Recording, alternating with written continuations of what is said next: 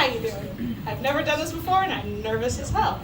You may not know me as a person, but you've probably heard of me if you know that one. The 6-foot-tall bouncer that everybody seems to be in love with. That we love so much. I am her offspring, and you're probably wondering how I ended up 5'3".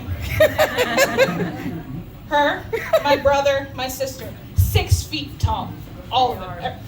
I am the runt of the litter. I pulled from the Hawaiian Filipino father, the bastard, that consistently refuses to acknowledge he is Filipino. Sir, I know you've seen a mirror. I know you've seen your face. I know you've seen my face and the other faces of your children.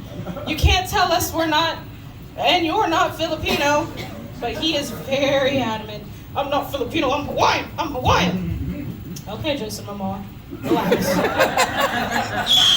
And nobody ever really believes me. I say, yeah, that's my mom. And then they look at her, and this just 6-foot-tall Southern Amazon walks up. And then here's me toddling up next to her. Hi, guys. I'm the baby. I'm the eldest. I'm 26 goddamn years old, and I'm still getting ID'd if I go out in public with my mom. It's rude. It's disrespectful. I'm a fucking adult. I say as I stand my size 9 foot. That's why you were coming. And because that is my mother, of course, parents, genetics, you know science. She suffers from a lot of migraines, unfortunately, as do me and my sister. And it's very unfortunate because a lot of my childhood was spent between school and the ER. And not even for anything cool. It's because, hey, my head's exploding. I just puked on the rug. Can we go? I need to go. We were in Memorial Hospital so often. We should have just had swiping cars like Ella Saga. Oh, okay, curtain over there. Consistently. And one day, my poor sister, and all 6 feet of her, she had one that had her on the floor. So mom takes her to the hospital, as a parent does. And I don't know if you guys have ever heard of Demerol. Who here knows about Demerol? Yeah! They gave her that. They gave her that right in the ass cheek. So she's sprawled out, starfish style, on our leather couch, half hanging off, because again, she's 6 feet fucking tall. And she's out of it. She's gone. She's not of this world. She's astral projected into the next plane.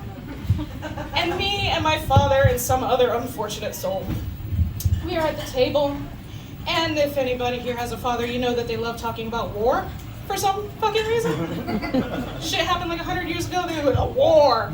Sir, stop, relax. You're not in the trenches. You're not in the trenches, sir. But he started in on his political spiel, which I fucking hate. Hate politics, if you can't tell from the everything about me. And he's like, okay, well, you know who else was charismatic? Hitler.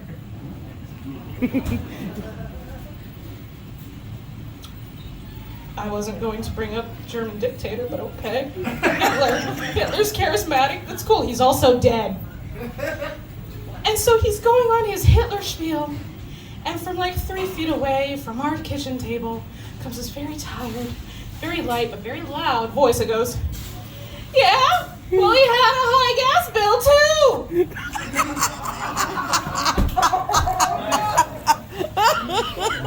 The conversation ended.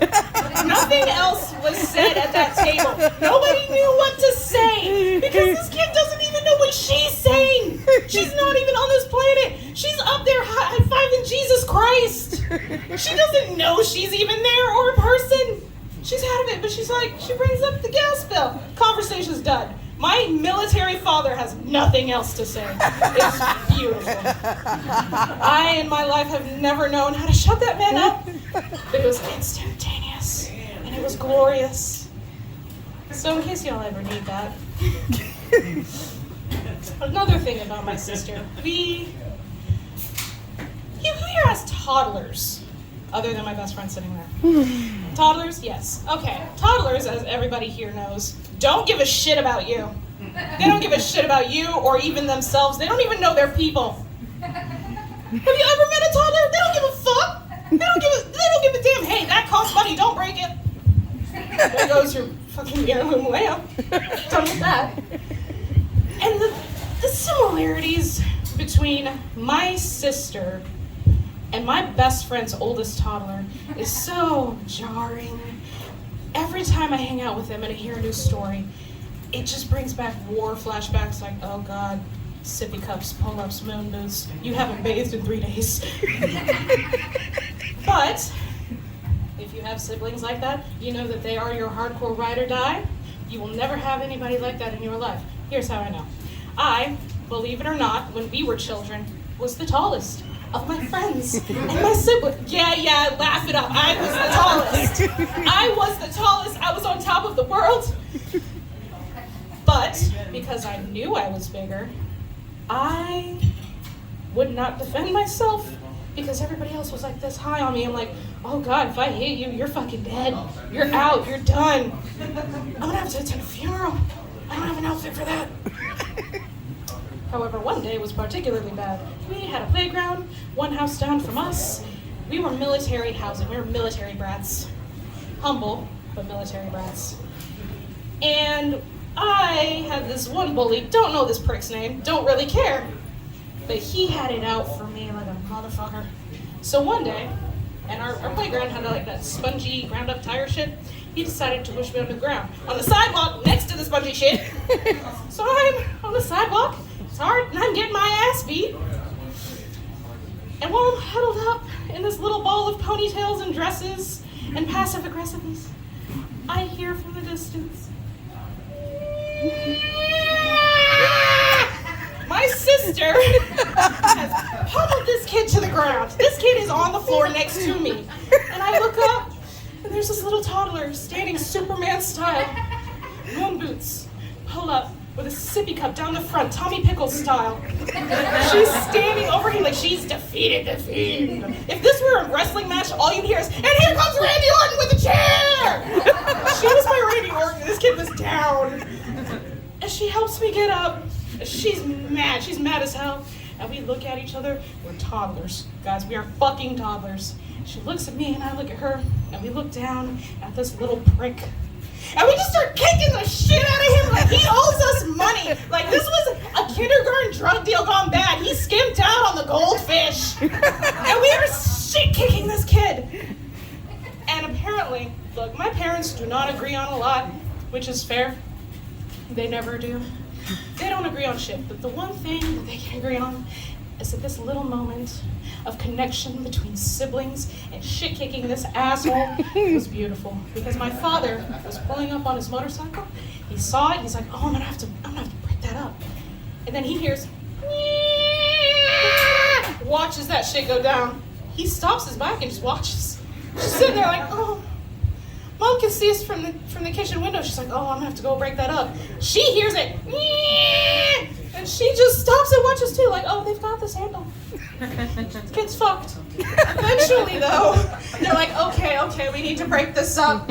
So Mom comes up, like Mama Cat, picks us up by the scruff of our necks, like, all right, come on, that's enough. You've made your point. You did good. I later on found out, once we were older, that this kid was a CO's child. And if you don't know what a CO is, that's a commanding officer. This kid was a commanding officer's little crotch fruit. And he decided, yeah, you, the pigtails and the pink outfit, can't hurt it. You. He came to the door to confront my mom. She told him to go to hell, slam that shit in his face, never heard anything about him again. This was fun though. Nice to meet y'all guys. Yeah.